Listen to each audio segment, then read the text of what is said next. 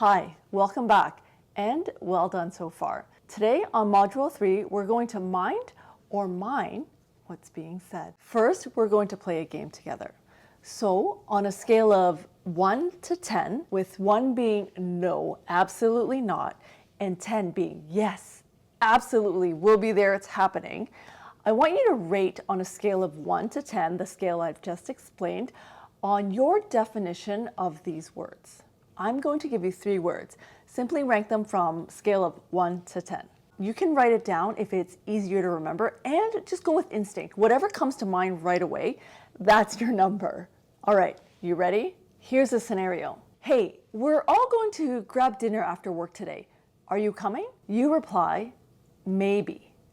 What is maybe on a scale of 1 to 10, with 1 being no and 10 being yes? Great. All right. So I ask you again, hey, we're going to grab dinner after work. Are you coming? And you reply, likely. What is that on a scale of 1 to 10? Last one. Hey, are you coming to dinner with us after work? You reply, probably. What is that on a scale of 1 to 10? I've done this exercise for a lot of teams and in workshops. Let me play some answers for you. But look at this. This is fascinating. The same word, probably. The same word, probably. There's people that scale 3, people that scale 8, people that scale 6, 7. What does that mean? What is that telling us? I'm really intrigued by the 3. It's kind of like what we were talking about yesterday. Yeah, exactly, right? So it's Yeah. interesting when someone says, I'll probably go. It's closer to a no than a yes. Who is a 10? Okay. Great. So we have a few. Or 9. Great. 8? Awesome. 7? 6? 5? 4? 3? Okay, from 3. On 2? Anyone? All right, what word? The range today started from 3 to 10. All right, what stands out for you? In the end, it's not the answer that matters. What matters is that we recognize that the answer is coming from that person's own perspective and understanding. Your answer is yours alone, and there's no right or wrong to the definition of probably. Even when I asked ChatGPT, what is the percentage of chance that it will happen if someone says probably? Here's how it answered. When someone says probably, they're generally indicating a high likelihood, but the exact percentage can vary depending on the context and the individual. However, in common usage, the first answer is, probably typically implies a likelihood of around 70 to 90%.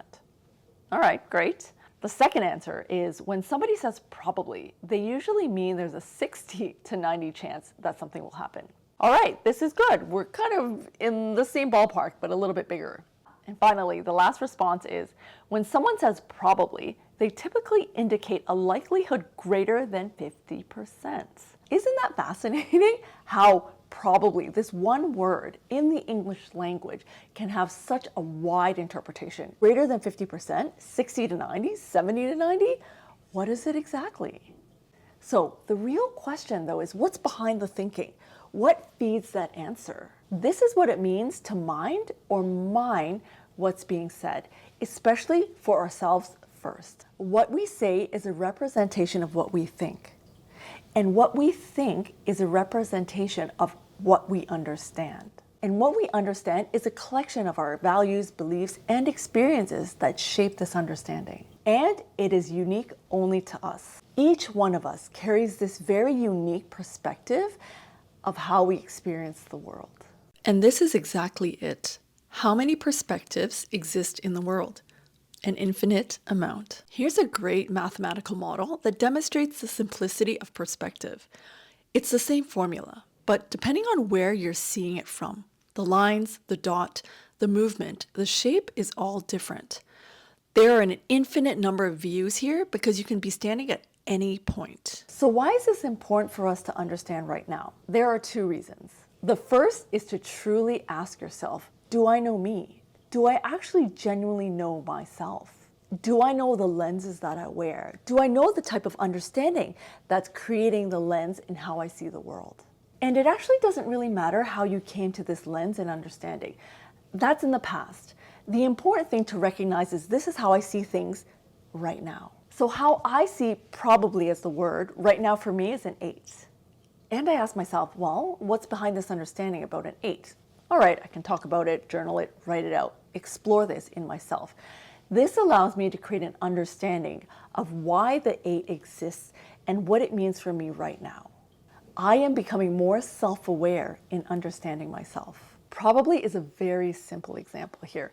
However, using that method, just thinking about how we think and where that thinking comes from, is a very useful tool in self-awareness that can allow me to become a better parent, a better partner, and a better leader. The second reason why it's important to understand that we all carry our own unique understanding and perspective is actually more important. This is because we often project our own understanding onto other people without realizing it. So based on my definition of probably being an 8, when I say I'm probably coming, to me it's an 80% chance.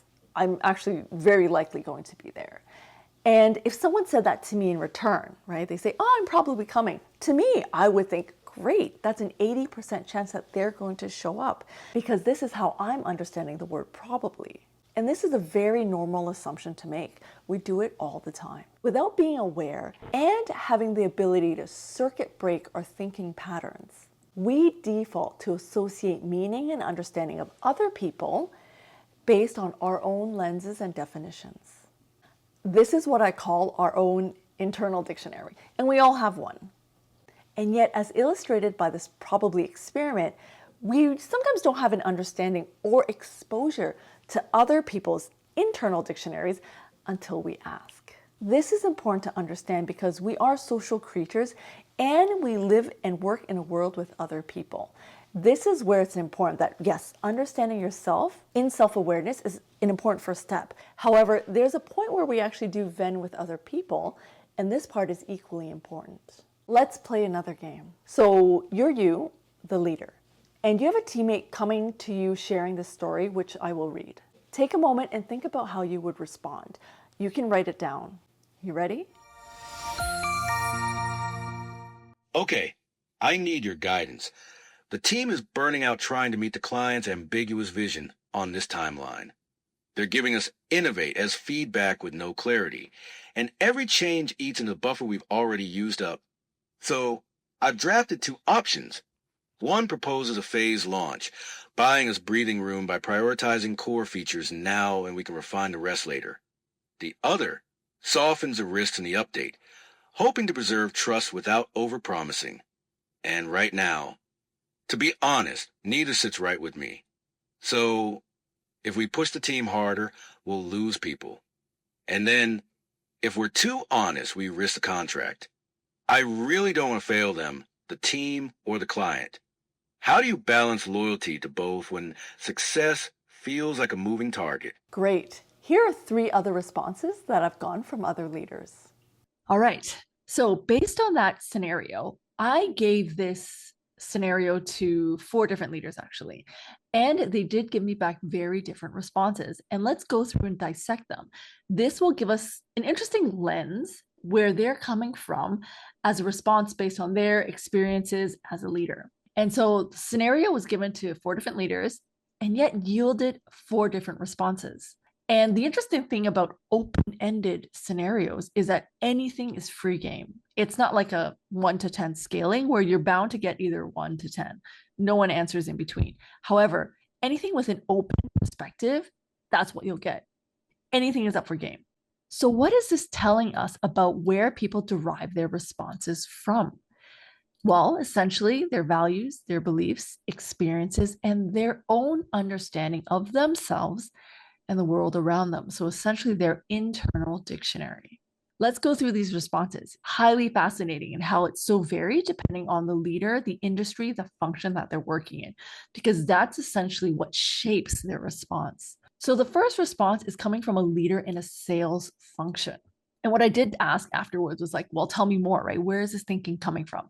And that's how I got some of these answers. The first response is, So, as their leader, I would probably ask them to get creative and come up with a win-win solution. I would push the client for more money to add more resources, especially because they have broadened the scope. These current options feel like win-lose. And I asked this leader, said, well, what's behind that thinking? And they're like, I'm in sales. My job is to get more revenue. And so the win-win is really to get more money so that we can win and they can win. That's the win-win, but essentially with a lens on improving revenue. How interesting is that, right? And I never thought of this. I'm not in sales. And so for me, that was just a fascinating lens to look at and get. And so this is interesting, right? This is a sales lens and their experience that actually derives this. Great. So the next one is response number 2, come from a leader in HR. And interestingly enough, this leader also has some coaching experience. So the leader told me, I would ask them why they are focused on loyalty. What does loyalty mean in our business context anyway? And this is interesting because the loyalty is a word that the teammate used. And so the interesting perspective is they're curious about the individual's internal dictionary. That's what's happening. As a coach, they're lending and leaning towards, hey, I'm interested in your lens of seeing the world. There was nothing really about the client at this point in time in the conversation as a response. That might come later. But this is just the interesting thing about how this leader is focused on a very particular part, which is the person speaking rather than the situation. And this is just where they're coming from as a leader in HR with coaching experience. The third response is a leader in technology in project management. And they said, I would suggest pausing further work to realign amongst the decision makers before proposing a phased plan that is signed off. If there's a pushback on the pause, I would show what end state looks like on a current trajectory, which presumably is off the mark. And this is such a fascinating lens as well, because there's so many words in here that actually show a project management mindset. Alignment among decision makers. That's one interesting piece. I'm going to highlight this, which is around managing stakeholders. And a lot of jobs do that, but more specifically when you're doing project work for the project manager as well. Before proposing a phased plan that is signed off, that's also very project management focused, as well as trajectory, which is timeline, which is going to be off the mark or delayed.